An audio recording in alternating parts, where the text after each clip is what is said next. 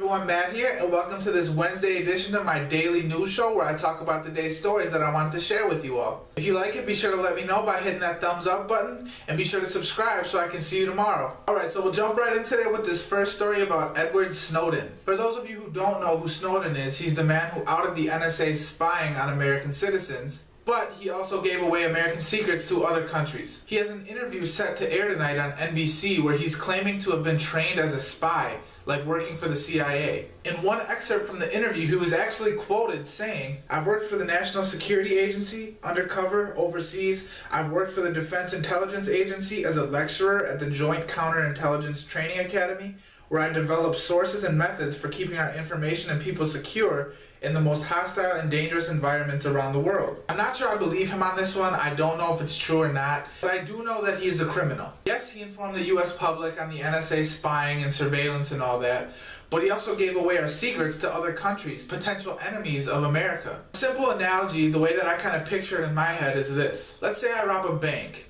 I get away with $1 million, but I give half of that million to charity and then keep the rest of the $500K for myself. I did something good, but I'm still a wanted criminal because, well, I robbed a bank. And who knows, maybe he just figured, well, the USA is going to brand me a traitor anyway from the NSA spying incident, so maybe I'll just make some cash on the side. I'll cash in on my secrets. He is currently in Russia. That is where the interview took place. As far as I'm concerned, he can really just stay there. I doubt he's going to come back anytime soon anyway. From there, we'll go on to a bit of news from Virginia, where State Senator Richard Black has definitely plastered himself right on my idiot list. He recently sent a letter to Syrian leader Bashar Al-Assad. You know, the guy who's been killing all his people with chemical weapons. He's killed thousands upon thousands of citizens, that guy. Well, Senator Richard Black wrote a scathing and venomous letter of outrage. Wait, did I say scathing and venomous? My mistake. I don't know where my head is today. I meant he wrote a gracious and appreciative letter of approval. Look, the fact that he wrote this letter is bad enough.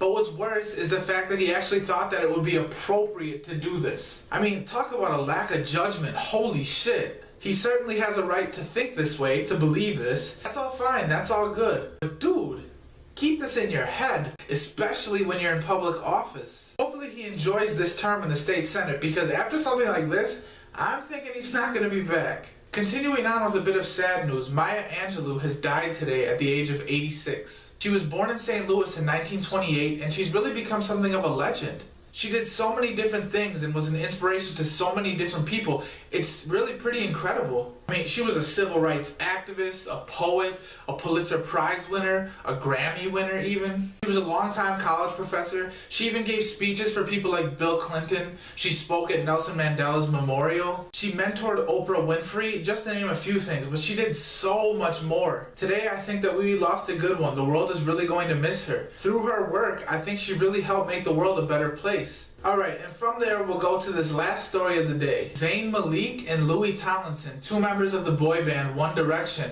have posted a video of themselves online smoking weed in the back of an SUV. There's a video on the Daily Mail website that's apparently having kind of a hard time coming to grips with this harsh reality. Here's the headline with a few of my favorite parts highlighted. Jokes about drugs and shocking video that exposes the dark side of a squeaky clean boy band. Shows them in smoke-filled car. Shows a dark side to the band. Are we really this surprised that a couple of 20-year-olds are smoking pot? The tone of this article to me feels way over the top. Those were my first thoughts, my first reaction to this story. I dug a little deeper into some of the stories and the comments and the fans' reactions, and let me tell you, there are a lot of pissed off people. There were fans burning tickets, ripping up posters, all kinds of stuff. So, I was apparently wrong about this. I guess it'll be interesting to see if they can somehow manage a recovery. But I kind of have to think that at some point in the near future, they're kind of on their way out. They're getting into their early 20s, maybe they'll try a solo career or something where everyone goes their separate ways, or,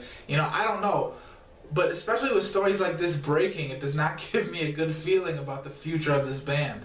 Alright guys, we'll wrap up this video with the question of the day. How do you feel about the Edward Snowden interview? Do you think he was actually the real life James Bond that he makes himself out to be? Do you think he's just completely making it up? Do you not even care? I'd love to know your thoughts on this or anything else I talked about in the form of a comment down below. With that, I will take my leave. Before you guys go, be sure to comment, like, subscribe, share, all that good stuff. Thanks for watching today, and I will see you tomorrow.